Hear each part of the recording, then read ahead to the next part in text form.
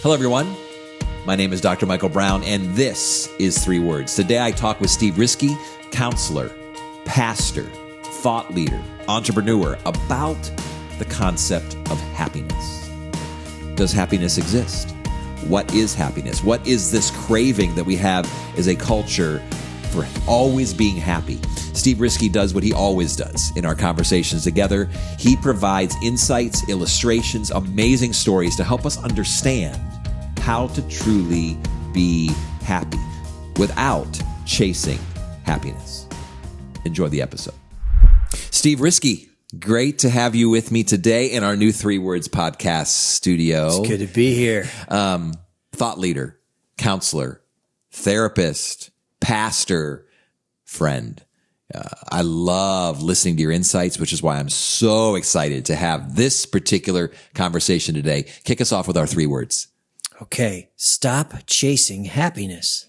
Happiness. It is the talk of the town. It is the thing that everyone wants.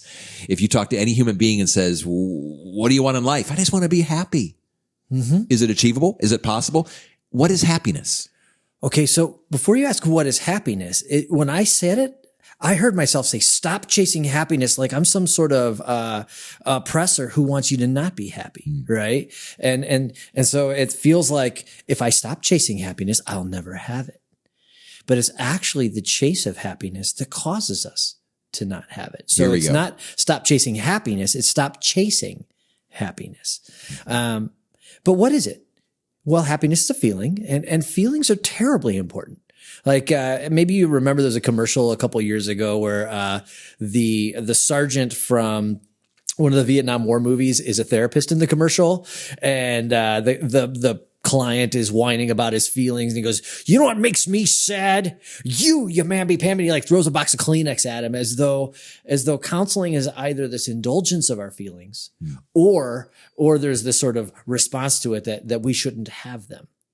But feelings are the after effect that report if the thing went well. Ooh, I like that.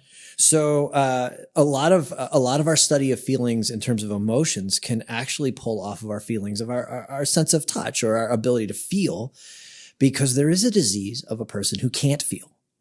And that's leprosy. Leprosy happens, and maybe you saw the movie Kingdom of Heaven or some sort of representation where people who can't feel, they destroy. And it's not just that they end up destroying whatever they love. So me, I have some guitars. I love to play my guitar. And if I couldn't feel in my fingertips, I could pursue my love until my fingers are bleeding and falling off without any cost to myself. No report back to me that, hey, you're beginning to do damage to you. So feelings are terribly important. Both pain, happiness, all of them report back whether it's working. But happiness, it seems like when I hear individuals talk about happiness, it's almost like the ultimate feeling. That's right. It's almost the accumulation of all of these positive things. And I can now call the umbrella term happiness. But what you're saying is we don't chase it. It is an overflow or an outcome of a life well lived, good life. Should be. Only let's go back to feelings for a second, because if I want to feel really, really well right now, and I mean like crazy well, heroin. I could take heroin right now, and I would, as I've been told, feel the best I've ever felt in my life. And you would tell me this is a terrible idea. So in and of itself, it can't obviously be the only thing, because if the fuel that I've used to get there is not actually living with the reality of my well-being, well, it just pushes the cost, of course, way. But the reason we don't want to do heroin is because we know the cost of it is going to be so egregious to ourselves, right? Well, and heroin doesn't produce happiness. It produces pleasure. And so there's this momentary pleasure that is followed by consequences and pain, right? Oh, so, but I was chasing it. I'm telling you, from what I understand, it was the best feeling I could have. But would it be happiness? That great feeling, the best feeling I ever had? Is it happiness? Right. So now we begin to define happiness as something more than just a feeling of pleasure that one would have in a moment, and maybe an elongated state of well-being. Ooh. Right? Isn't that what you're basically saying? I like that. An elongated state. You just gave a definition. Is that Webster's or is that Rieske? No, I just made that up right now. An elongated state of well-being. In fact, you've actually tied in when people ask me, how can I achieve happiness? I say those who are the happiest people are those who live lives of wisdom, meaning lives lived well. Yes. So you would agree with that? Absolutely. So if you live a life that's well and whole and healthy, you will always feel happy, or you'll achieve happiness. What does that look like? Because remember, happiness is the report. Our feelings are reports. So when I went to leprosy, it was important because I said, if I get rid of feelings, I can do incredible damage to myself. So if there was this doctor who developed an incredible system for people who suffered leprosy to help them artificially feel, to help them know when they were crossing the line.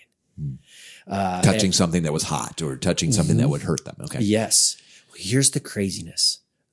They ended up ditching the whole thing because lepers would turn it off.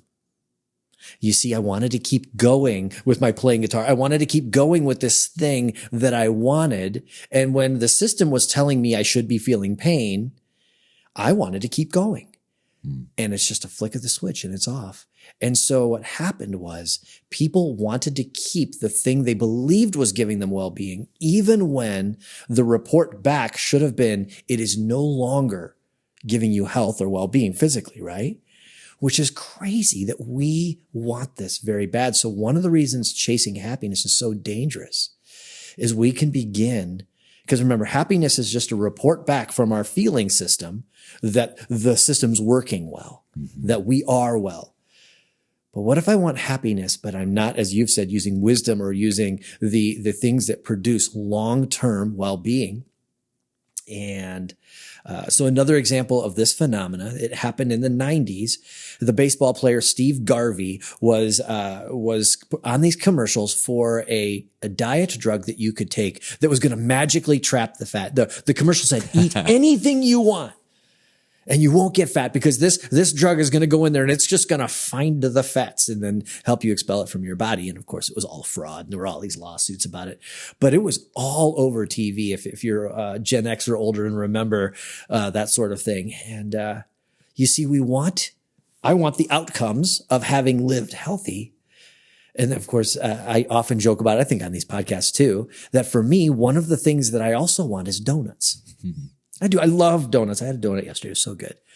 And yet I have to be aware that it is in violation of my long-term goals of being healthy and fit and able to climb mountains and what I want to do. And so I end up in this war with myself where I really want is the outcomes, healthy, fit in the physical sense. But am I willing to live with the incomes, the diet and exercise required for it? And then they come into a battle, right? But the one donut surely isn't destructive. And so I think what you're saying is, well, I guess it could be, right? But then you want more and you want more and you want more. I guess I'm trying to get into the minds of our listeners and viewers. Okay. So when we think in that we've used some physical examples, right? Because if we can think how our bodies work, we can think how our soul or our psyche works. We did this last time when we talked about feed your soul, right? So if we think about how our body works, where we've talked about diet, drugs, and we've talked about people turning off pain sensors, whatever. What if we are trying to do the same things with our inner being? We're trying to separate that which damages me. We'll use the donut here. Maybe things like revenge or bitterness or malice or all these little things, these little treats we allow ourselves, so to speak. Holding grudges. There's an example, right? That we know in the long term is going to do great damage to us. And we're saying, but I'll allow myself this one or that one. And you know, you teach wisdom around here and no one lives the wisdom rules 100%. If I followed you around, I'd find you in violation of your rules just as much as me, right? And yet, to the extent that we broadly do it, that we pay attention to how we're feeding and living out our psyche or our soul or our sort of inner being. So we started with physical. Now we move because happiness is much more a psyche or soul representation. So we do the same thing we talked about last time. What am I putting in and how am I thinking about it? And pursuing happiness could be like a person who is pursuing external fitness using drugs. So back to the analogy, the physical body, right? Gotcha. There are a lot of diet drugs that can hurt you drastically in the long haul, but in the short run can make it look like you've done that which is healthy, right? So it's not true health. It just looks like health. And I'll just pay the piper later. Yeah. Right. Yeah. I hope you're enjoying my conversation with Steve Rieske so far. If you would like to support this podcast, simply subscribe to our YouTube channel or share our podcast with a friend. So this idea, and I use this phrase a lot, and I'm curious to your response to it, but that happiness is not a pursuit or should not be a pursuit, but is a fruit. That's exactly the word, right? Okay. So it's a fruit of. So the pursuit should be wellness. And I'll give an example of why happiness can't be in a good work on this one. I have a good friend who near the beginning of COVID, no one knows why, early 50s, incredibly good shape, laid down on the couch in the evening near the fire. It was like one of the last fires of the spring, in his house. And his wife had gone to bed. She thought, oh, he'll be bed soon. She got up in the morning. He was gone. Just gone. And we went through deep sadness, right? It was shock and his son calls me on the phone and he's in just all out panic sadness. And I've walked a long distance with my friends and they long for well-being. But could you imagine walking in that day saying, the point of this situation right now is for you to be happy? Right. That would be absurd, right? Mm-hmm. Real well-being in that moment was appropriate grief. Mm-hmm. A soul that knew how to let its sadness flow, that didn't try to live in outside of reality and be like, oh yeah, he'll be back tomorrow. Denial would have been an attempt to try to feel better that would have really done incredible damage, right? So, and often people who are grieving, they'll often say, I feel so sad. Mm-hmm. In this situation, someone who lost their husband and their father, mm-hmm. to say, will I ever be happy again? Mm-hmm. You'll hear that question. It's like, will I ever? And what are they describing is that feeling of wholeness, that feeling of contentment, that feeling. Mm-hmm. I'm just curious, Steve, you obviously work in counseling. I work in coaching. Yeah. People are coming to us regularly because they want to be happier. Mm-hmm. Yeah, why is there such this preoccupation with, I want to be happy. I just need to be happy. And even parents say this to their kids. I just want my kids to be happy. Sure. Where does this preoccupation come from? And what is really at the deeper parts of that? Well, I think of feeling of well-being, right? In other words, if I have a broken arm, the desire to not being in pain anymore would be really expected, right? Sure. You would be going, Steve, stop wanting to feel better. Right. But if I only think in those terms, I will be indiscriminate of what I do to get there. Ooh. So in this case, morphine, right? The physical drugs, right? So what if we're drugging our kids to make them happy? I mean, try telling a 12-year-old that they can't have a phone. I have a 12-year-old. I've tried it. It has not produced happiness for him. But as a parent, I am profoundly aware of how much unwell-being that phone's going to provide for him. So I have to make a choice as a parent, right? Am I going to, quote, make them happy? And I use quotes in this sense because I'm thinking of his long-term well-being, or am I going to help him be well? Knowing that if he pursues wellness, he will have the greatest happiness. So notice how by chasing happiness, I could take a horrible turn. But by thinking about health and well-being, I will actually expect a greater harvest of happiness. Steve, you do it every time we have these conversations. You bring such insight and illustration and examples to what is a complex topic. And you said it perfectly as we wrap up this conversation, in that stop chasing happiness, but start chasing or pursuing wellness. Mm-hmm. And then as an overflow, you actually will experience an elongated, if I can use your definition, sense of well-being. A warning here, though. Okay. So supposing I decide I no longer will chase happiness and I'm only going to live by whatever set of rules I make, believing that they'll bring me greater happiness. What if one of my rules is wrong? What if one of my rules is poorly formed and I'm living by a rule that's causing me greater long-term unhappiness? A person who says, their work is number one in their life and they're going to try this. Well, we can guess the relational unhappiness, right? Right. Our feelings are really important reporters of whether it's working. So if you're pursuing wisdom and over time you have this profound lack of well-being in your life over time, you should use those feelings to go back and check the rules, right?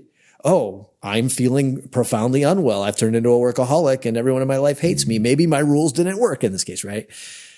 But the feelings are terribly important because they report back.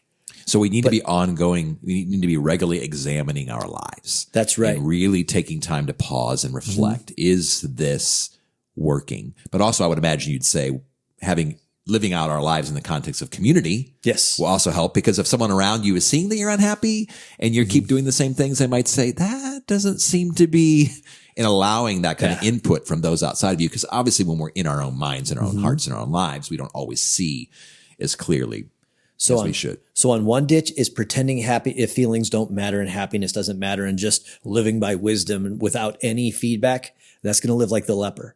The other ditch today was if I attempt to headlong pursue happiness without regard to the methods and the wisdom that lived it, I should expect maybe some short-term rewards with some terrible long-term consequences. Wisdom produces happiness, and then happiness reports back on whether the wisdom was working. Steve Rieske, always a pleasure. Thanks for keeping us all out of the ditch. All right. Until next time. For life coaching, consulting services, or to hire a keynote speaker, please visit dmbcoaching.com.